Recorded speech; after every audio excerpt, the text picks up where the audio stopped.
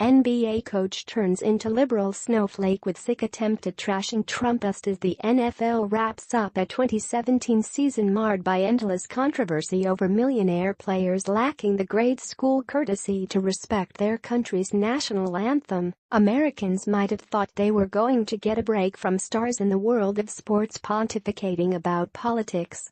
But now one of the biggest names in the NBA, the coach of the 2017 championship team, is making it clear the country can expect more of the same through the next NBA championships in June. And the snowflakes are melting fast too. In an interview with USA Today published Friday, Golden State Warriors coach Steve Kerr staged a full-court press for liberals and trashing President Donald Trump in the process. Kerr's not just an expert on the finer points of hoops, you see. He can lecture on constitutional law, immigration, journalism, and all kinds of topics that are outside the bounds of basketball. The interview's introductory paragraphs made it clear for readers where this going from the beginning. The 52-year-old former player has been loud in his opposition to President Trump. One reason the team won't make a customary visit to the White House to be recognized for its 2017 NBA championship. The logical time would be late February, when they play the Washington Wizards. After criticism from current players, Trump in late September preemptively uninvited them.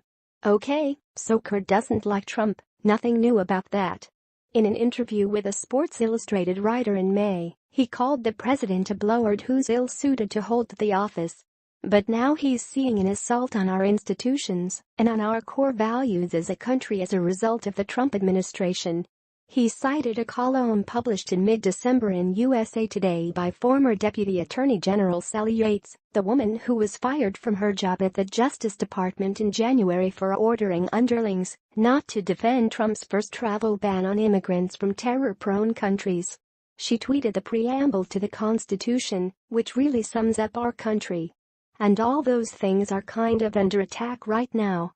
One of the things she writes is how important it is to speak the truth and for people to not be deceived, coerced, Kerr said. That's the entire reasoning behind the structure of our government, you know. Checks and balances. That would be fine if it were what liberals really believed, and it's a good chance Kerr knows good and well that it's not. And that's what makes his attempt to say otherwise so ludicrous, maybe even sick. Some responses on Twitter were dead on. The reason Donald Trump was elected to the presidency in 2016 is that millions of Americans understood that they have not been told the truth by liberals in the government, by the overwhelmingly Democrats supporting mainstream media, and, most unfortunately, by some prominent members of the Republican Party. As much as the mainstream media and Democrats try to pretend otherwise, it's not the Trump supporters that are putting the country's institutions under attack. It's that the country's institutions, checks and balances, the free press, the independent judiciary, law enforcement, the constitutional principles of federalism and states' rights, have been under attack so relentlessly and for so long that it's come to be seen as the norm.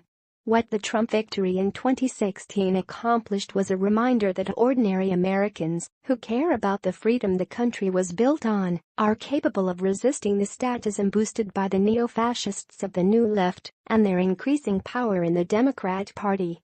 Kerr, Yates and the entire liberal media industrial complex have it exactly backwards. It isn't Trump and his supporters that put America under attack. It was the legacy of the Obama presidency that did, and would have continued under, God forbid, Hillary Clinton as his successor. America made it through the NFL regular season with its anthem kneelers. It will make it through the NBA season with its grandstanding showboats like Steve Kerr and LeBron James. Because thanks to Trump in the White House, the snowflakes are, for now, still out in the cold. But the bleat goes on.